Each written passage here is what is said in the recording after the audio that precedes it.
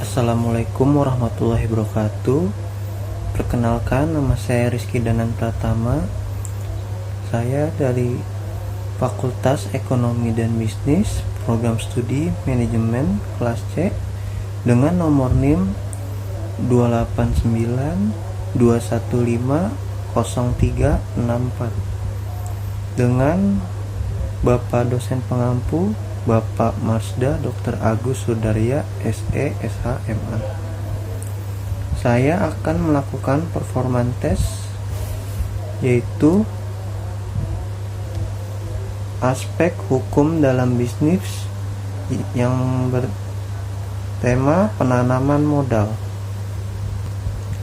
Dasar hukum penanaman modal. Undang-Undang Nomor 1 Tahun 1967, Undang-Undang Nomor 11 Tahun 1970 tentang penanaman modal asing atau PMA, lalu Undang-Undang Nomor 6 Tahun 1968 JO, Undang-Undang Nomor 12 Tahun 1970 tentang penanaman modal dalam negeri atau yang disingkat PMDN. Peraturan perundang-undangan di bidang penanaman modal. Peraturan Perundangan Nomor 24 Tahun 1986 JO Nomor 9 1993 tentang jangka waktu izin penanaman modal asing. Kemudian Peraturan Perundang-undangan Nomor 20 Tahun 1994 Nomor 83 Tahun 2000 tentang pemilikan saham dalam perusahaan PMA. Peraturan Perundangan Nomor 20 Tahun 2000 tentang fasilitas fisikal untuk KAPET. Peraturan Perundangan Nomor 148 Tahun 2000 dan SK Menku Nomor 57 KMK 04 Tahun 2000 tentang fasilitas pajak penghasilan untuk penanaman modal di bidang usaha atau daerah tertentu. SK Menku Nomor 135 KMK 05 Tahun 2000 JO Nomor 28 KMK 05 Tahun 2001 tentang keringanan biaya masuk atas impor mesin, peralatan, dan BB atau penolong. Kepres Nomor 34 Tahun 1992 tentang HGU dan HGB untuk perusahaan PMA. Kepres Nomor 96 atau Tahun 2000 tentang bidang usaha yang tertutup dan terbuka bagi penanaman modal. Perjanjian multilateral International Center of Settlement of Investment Disputes atau ICID yang mengatur Undang-Undang Nomor 5 Tahun 68 Indonesia telah meratifikasi. Multilateral Investment Guarantee Agency atau MIGA. Kepres Nomor 31 Tahun 86 Indonesia telah menyetujui perjanjian bilateral persetujuan peningkatan dan perlindungan penanaman modal Investment Guarantee Agreement IGA 55 negara. Kebijakan penanaman modal. 1. Kebijakan bidang usaha. 2.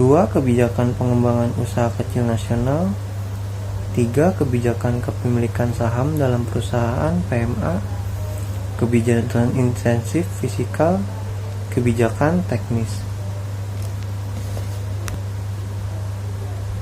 Permasalahan dalam peningkatan investasi. Persepsi investor asing terhadap iklim investasi. 1. Kepastian hukum. 2. Undang-undang ketenagakerjaan. Hubungan pusat dan daerah. 1. Perpajakan dan bea cukai. 2. Kebijakan insentif belum kompetitif. Langkah-langkah strategis penyelesaian RUU penanaman modal. Konsepnya saat ini masih dalam tahap penyelesaian di bawah koordinasi Menteri Perdagangan. Penyelesaian RPP sebagai peraturan pelaksanaan Undang-Undang Nomor 32 Tahun 2004 pengganti Peraturan Perundangan Nomor 25 Tahun 2000, mengusulkan adanya insentif fiskal yang lebih menarik.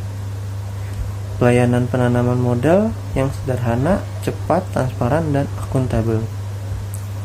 Pokok-pokok RUU untuk penanaman modal di semua sektor. 1. Bersifat lex spesialis, memberikan perlakuan sama, tidak ada indonesiasasi atau dispensasi, memberikan insentif fiskal. Penanaman modal dalam negeri. Kegiatan menanam modal untuk melakukan usaha di wilayah Republik Indonesia dengan menggunakan modal dalam negeri. Penanaman modal asing.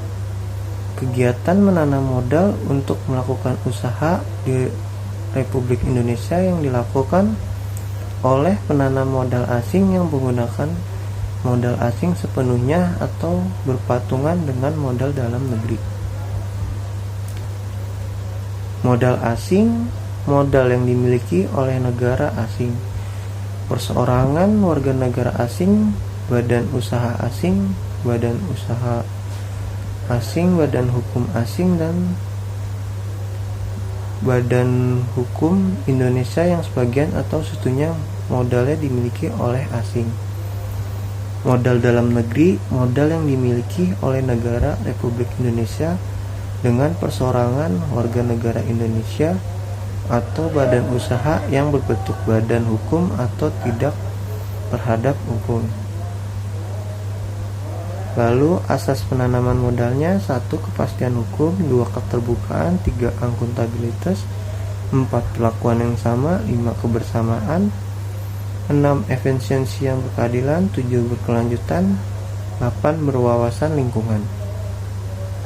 Tujuannya yaitu meningkatkan pertumbuhan ekonomi nasional, menciptakan lapangan kerja, meningkatkan pembangunan ekonomi berkelanjutan, meningkatkan kemampuan daya saing usaha dunia nasional. Lalu bentuk badan usaha, PMDN bisa berbentuk badan hukum maupun bukan berbadan hukum. PMA wajib berbentuk PT, berbadan hukum, dan berkedudukan di wilayah RI. PMA dapat dilakukan dengan cara mengambil bagian saham pada saat pendirian. Larangannya, PMDN dan PMA yang berbentuk PT dilarang membuat perjanjian atau pernyataan yang menyatakan bahwa kepemilikan saham dalam PT untuk dan atas nama orang lain. Itu saja yang bisa saya jelaskan. Kurang lebihnya mohon maaf.